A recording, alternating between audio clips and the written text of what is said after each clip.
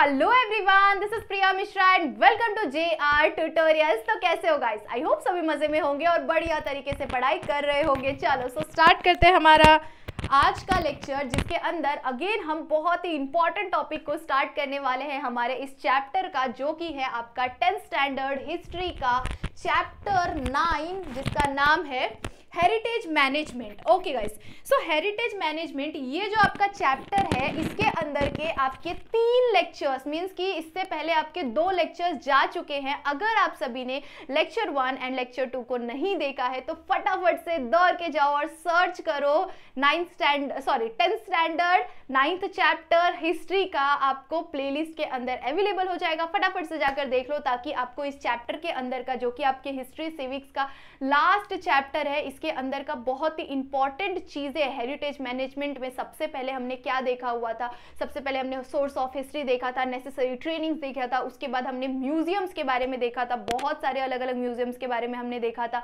बहुत ही important topic है वो, उसे पढ़ना बहुत ज्यादा जरूरी है। सो फटाफट से जाकर उन लेक्चर्स को कंप्लीट करो, ताकि आपका जो हिस्ट्री का लास्ट चैप्टर है वो पूरी तरह से खत्म हो जाए। ओके, सो स्टार्ट करते हैं हमारा लेक्चर नंबर 3, जिसके अंदर हम स्टार्ट करने वाले हैं एक न्यू टॉपिक को, जो कि है हमारा library and archives. Okay guys, so what is mean by library? Library का मतलब क्या होता है? आप सभी के स्कूल या कॉलेजेस, आप कॉलेज तो अभी गए नहीं है, सो स्कूल में, आप सभी के स्कूल में एक तो छोटा सा रूम होगा। उस रूम के अंदर बुक्स, अलग अलग तरह की बुक्स वगैरह रखी होगी, स्टोरी बुक रखी होगी या अलग अलग सब्जेक्ट्स की बुक रखी होगी। तो ऐसा जगह जहाँ पर बहुत सारे अलग अलग तरह की बुक्स को रखा जाता है, उसको मैनेज किया जाता है। एक तरह से वो क्या है? एक तरह से वो साइंस, मैनेजमेंट साइंस है। एक तरह से क्या है वो? मैनेजमेंट साइंस है। साथ ही साथ वो इंफॉर्मेशन टेक्नोलॉजी का तरह, इंफॉर्मेशन टेक्नोलॉजीज का भी उसके अंदर यूज होता है, मैनेजमेंट स्टडीज का उसके अंदर यूज होता है। तो लाइब्रेरी का यूज क्या है? लाइब्रेरी का बेसिक मीनिंग क्या होता है? ऐसा जगह, उस जगह के अंदर बहुत सारे अलग अलग तरह की चीजों को स्टोर किया जाता है। चीजें मींस बुक्स, ठीक है? अलग अलग तरह के बुक्स को स्टोर किया जाता है और उन बुक्स को मैनेज किया जाता है। सो उसे हम क्या कहते हैं? उसे हम लाइब्रेरी कहते हैं, ठीक है? सो इस चीज को आपको याद रखना है, क्योंकि आपको अगर लाइब्रेरीज एंड आर्कीव्स आ गया तो आपको एटलीस्ट लाइब्रेरी के बारे में थोड़ा सा लिखना पड़ेगा, ठीक है?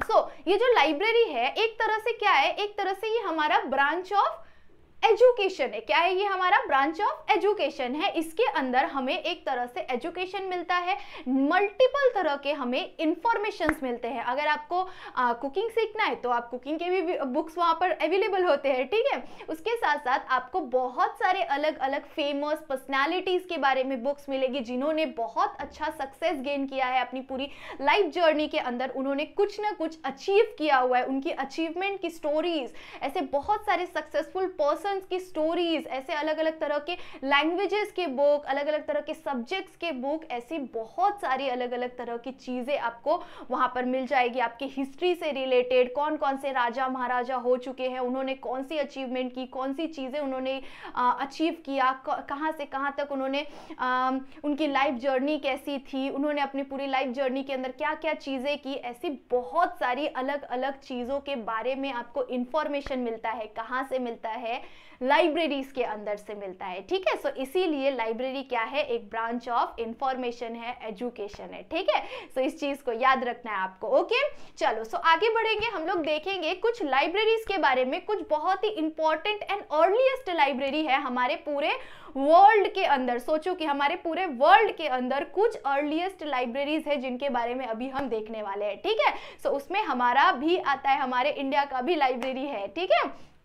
चलो, so first library is royal library of Ashurbanipal. Okay, Ashurbanipal ये एक लाइब्रेरी है जिसका नाम क्या है? Ashurbanipal, royal library of Ashurbanipal, जो कि कब डेवलप किया गया था, कब इस्टेब्लिश किया गया था? इन 7th सेंचुरी। इन 7th सेंचुरी। सोचो आप कि 7th सेंचुरी के टाइम पर हम नहीं थे, हाँ हम नहीं थे, हम तो अभी अभी आए हुए लोग हैं। सो 7th सेंचुरी के टाइम पर इस लाइब्रेरी को इस्टेब्लिश किया गया था, मतलब उस टाइम पे भी एजुकेशन की बहुत ज़्यादा वैल्यू थी, सोच रहे हो।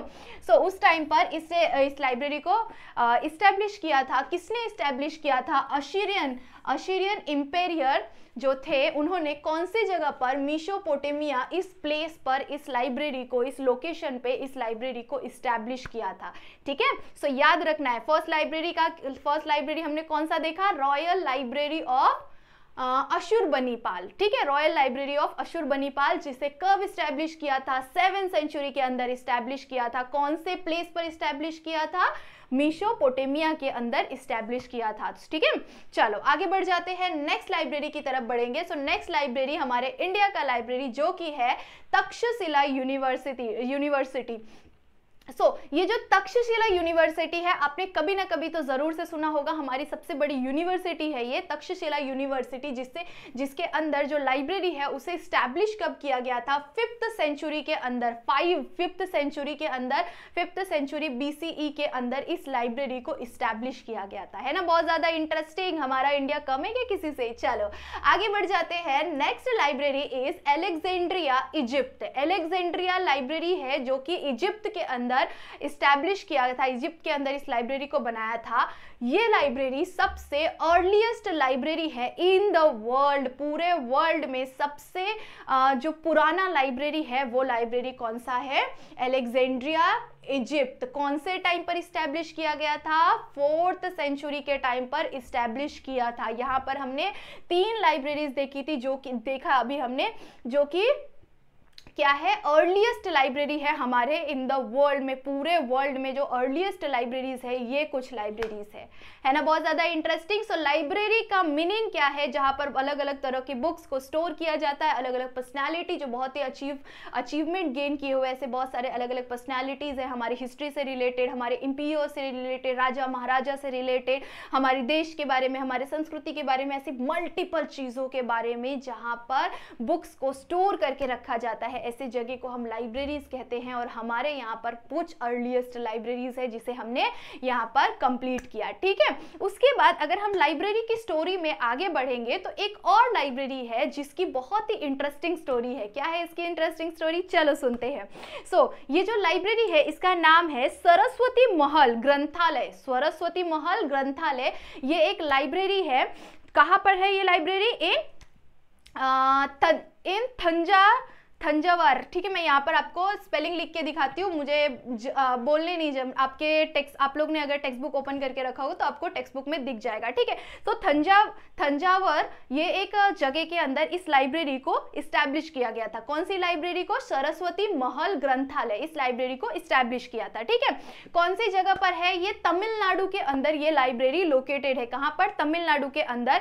और इसे बिल्ड कब किया गया था, इस लाइब्रेरी को बिल्ड किया गया था इन 16th and 17th सेंचुरी के अंदर इस लाइब्रेरी को इस्टेब्लिश किया गया था। सोच रहे हो इतना ज्यादा पुराना लाइब्रेरी। 16 एंड 17 सेंचुरी के अंदर इस लाइब्रेरी को इस्टेब्लिश किया गया था। और इस लाइब्रेरी का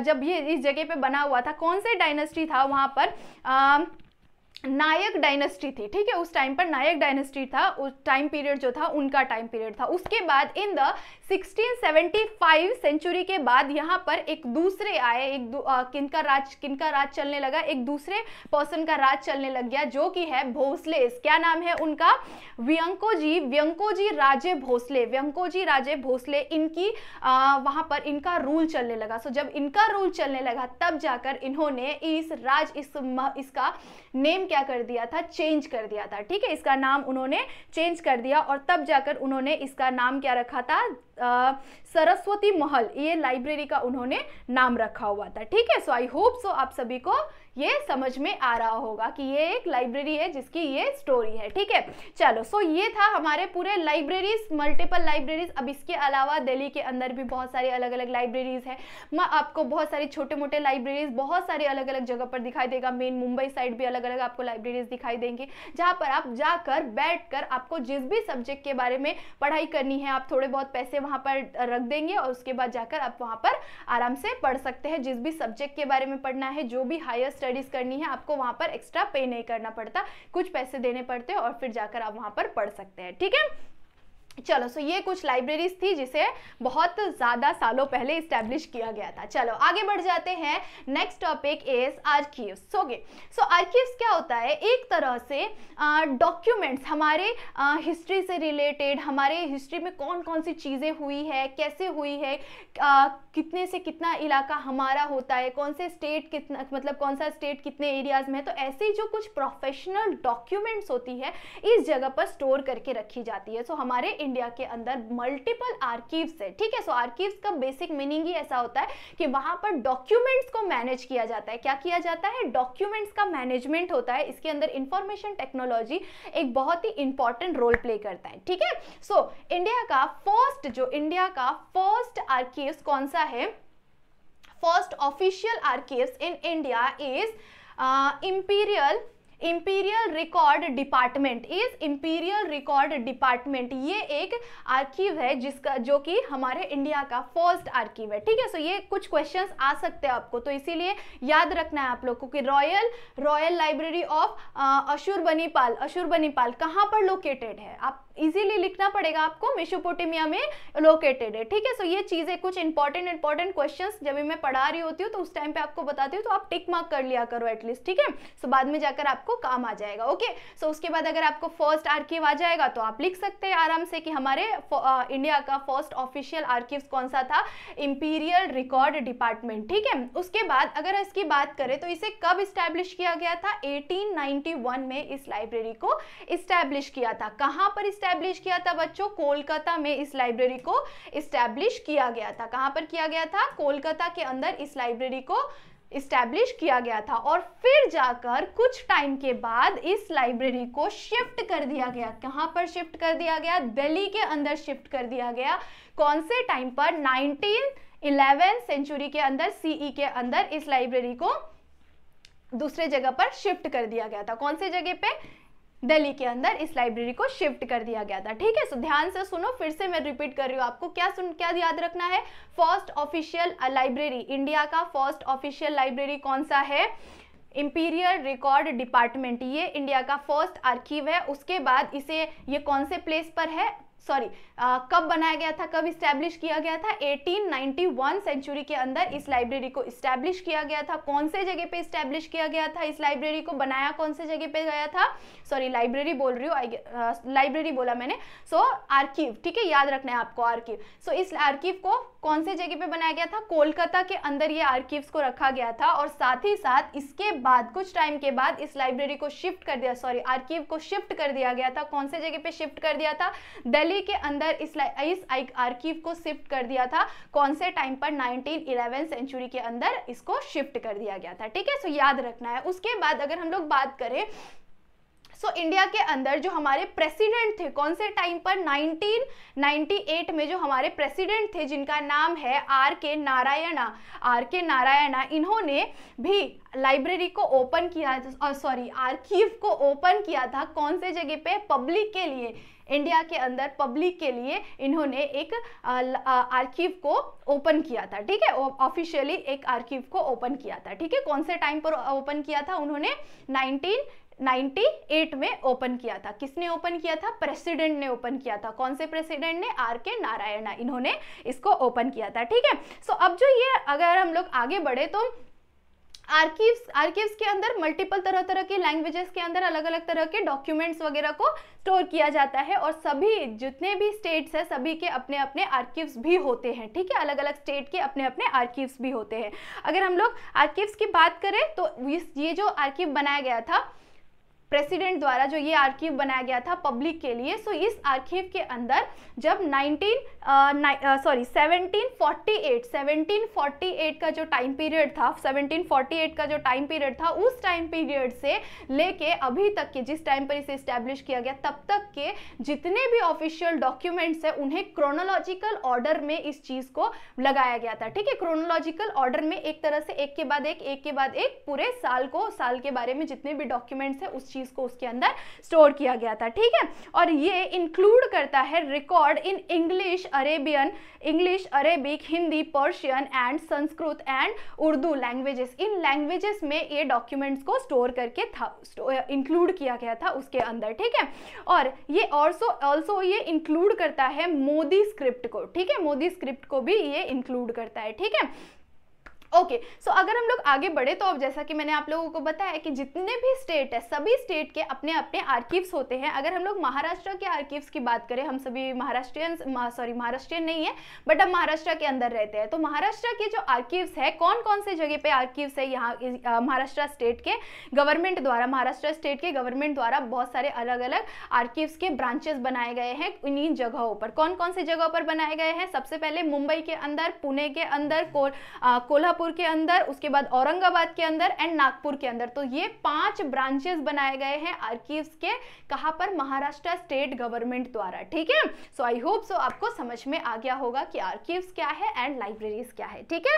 सो इस लेक्चर के लिए बस आज के लिए इतना ही काफी है। इसके नेक्स्ट वाले लेक्चर में हम देखने वाले हैं what is encyclopedia, types of encyclopedia, encyclopedia की हिस्ट्री क्या है, ऐसी मल्टीपल चीजों के बारे में हम लोग नेक्स्ट लेक्चर के अंदर डिस्कस करेंगे, ठीक है। चलो, सो आई होप सो आप सभी को समझ में आया होगा, और समझ में आया तो वीडियो को लाइक जरूर से करना, चैनल पे न्यू हो तो सब्सक्राइब भी कर देना, और तब तक के लिए बाय बाय, मिलते हैं नेक्स्ट लेक्चर में।